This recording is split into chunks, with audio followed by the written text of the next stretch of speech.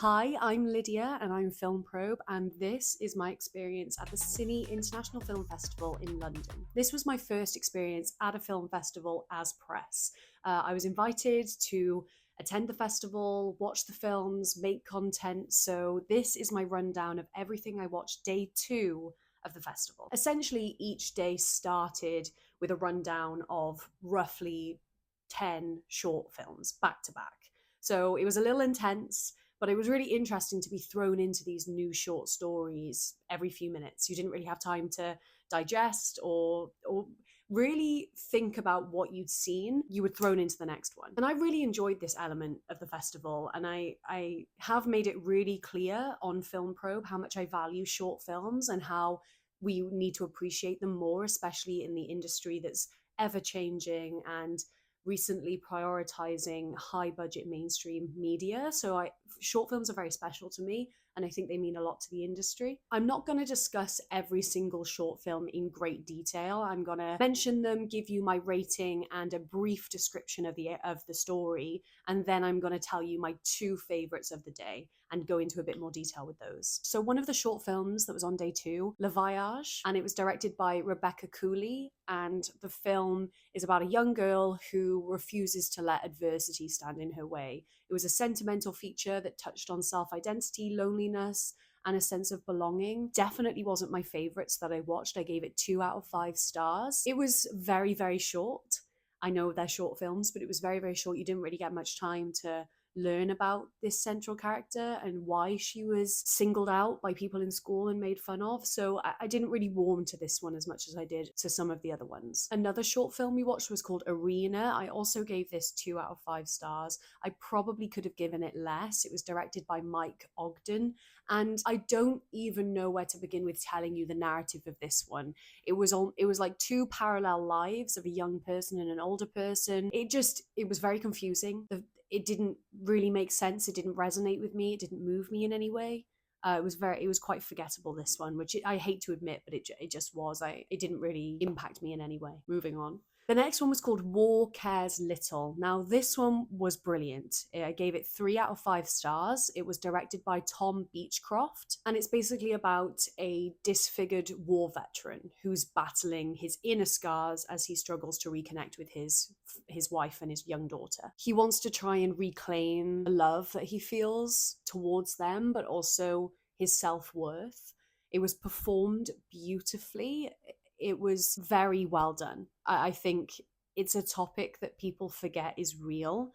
If these people come back from these very traumatic situations and forget who they are and aren't able to really let go of what happened there and move forward. It was a commentary on like PTSD and yeah, I really loved this one. It resonated with me. I thought it was beautifully done, realistic, believable, and like I said, the performances were really, really moving. Another short film on day two was called Beverly. Now, I gave this one 4 out of 5 stars. It was directed by Alexander Thomas, and it follows Beverly, who is a young woman in 1980s England. The film accurately, to what I assume anyway, I wasn't around in the 1980s, but it accurately depicts and recreates this youth culture from that period of time. It also discusses the pains of prejudice and stereotype and racism of this time. All of the film and all of the interactions that she has during this film are depicting how people saw her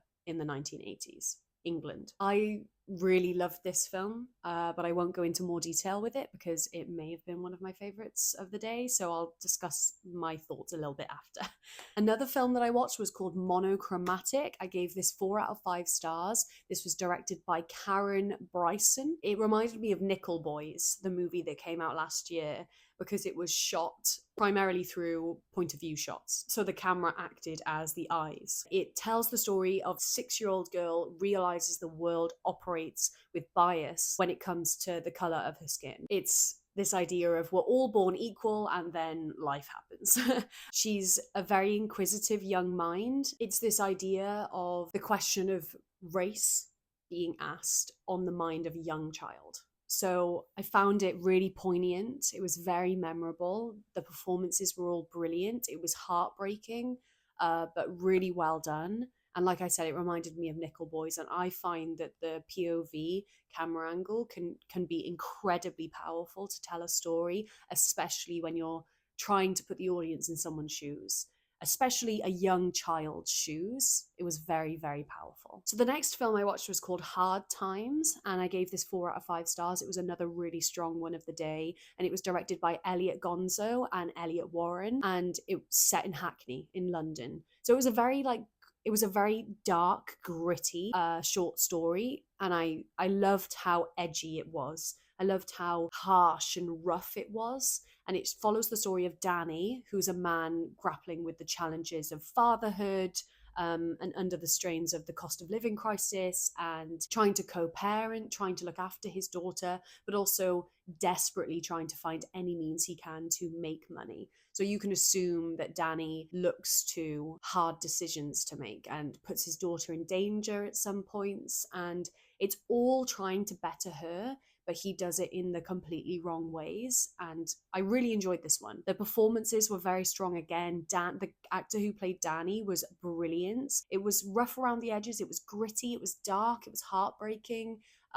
Really, really strong. Really, really strong. Love that one. The next short film was Requiem. I gave this 4 out of 5 stars. I thoroughly enjoyed this one as well. It was directed by Emma Gilbertson. Requiem is set in 1605, and it's against the backdrop of the witch trials. It's a coming of age following the story of Evelyn and Mary, and yeah, it's like a cat and mouse game against her father, who's the minister of the town they live in. You can probably assume that Evelyn and Mary fall in love, and this is of a time when people, were feared and scared of women, let alone queer women. So this story was really resonated with me, and I loved it.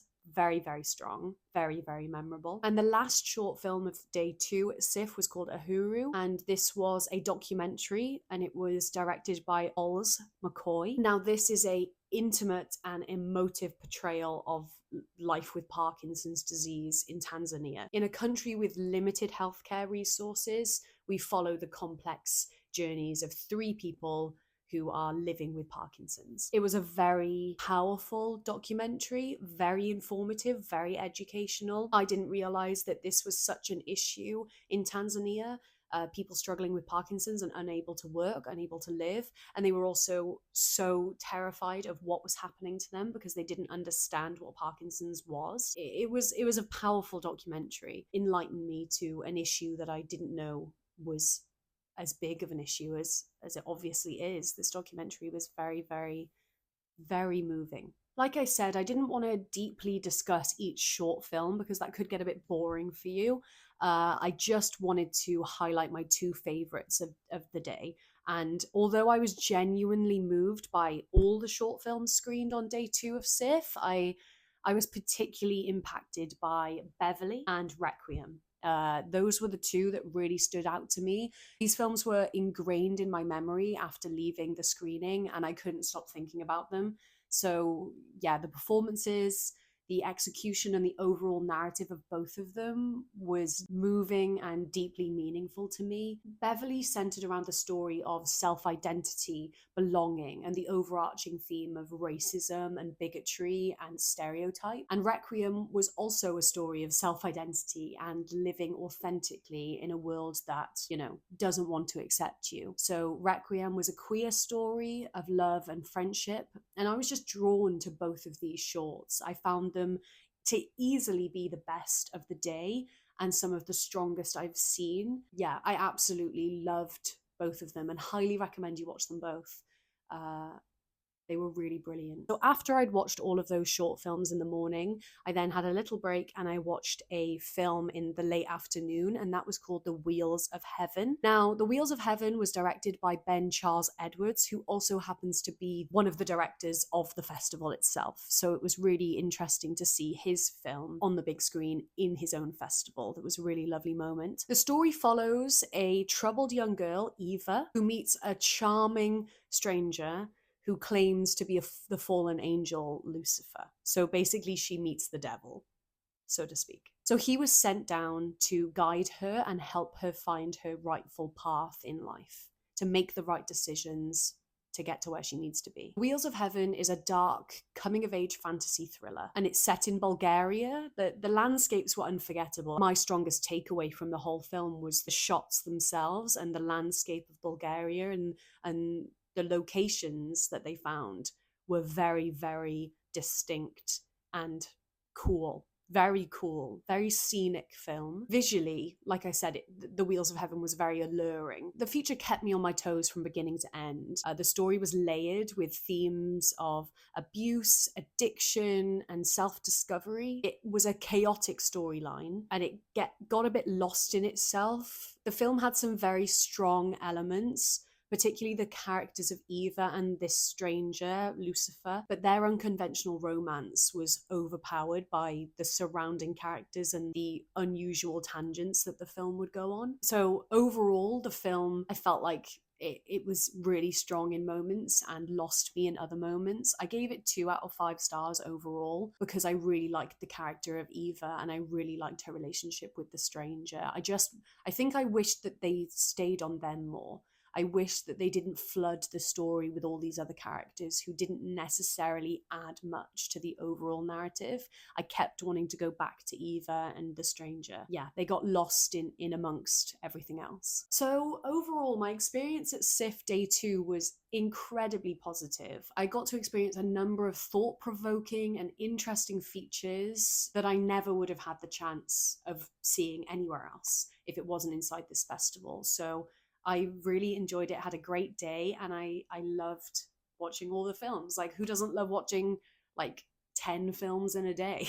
It's like a dream come true for me. Thank you so much for watching. I hope you took something away from this video. I hope that you can go away and watch some of these short films. Like I said, I highly recommend Beverly and I highly recommend Requiem. So yeah, until the next one, thank you so much for watching.